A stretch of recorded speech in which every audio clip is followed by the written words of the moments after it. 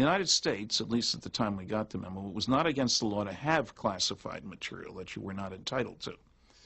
It was against the law if you were entitled to see classified material, if you had an appropriate clearance and need to know, to photograph it. Certainly against the law to distribute it to somebody without a clearance. So the guy at risk is the guy who took the pictures, not the guy who receives them.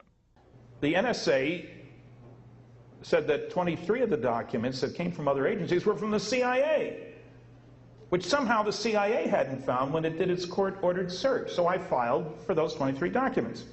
After 2 years, I got 9. These were, as John described to you this morning, press abstracts of Eastern European newspaper articles about flying saucers which the Russians had the day they were published. Their own 14 documents they withheld. I appealed. 3 years after that, I got 4. You'll see what they look like. There's a CIA UFO document. Boy, they're not keeping any secrets. But it's all released, Stan. There's no cover-up, I was told by people in the UFO field. It's 99% sources and methods, they say, and 1% UFO, except it's filed under UFOs. Does this make any sense? Not to me, it doesn't.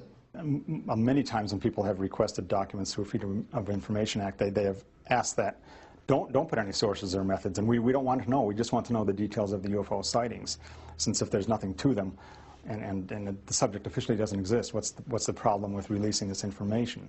It still doesn't work, and the documents that have been blacked out, I do think that is the case. I can't prove it, of course, but sources or methods would not seem to encompass, say, 75% of a document or 80% of a document. When Stan holds up those pages blacked out, I just cannot believe that it's all, well, the operations, sources, methods. There's got to be some details of the UFO sightings in there. Otherwise, you know, what's the document concerned about then?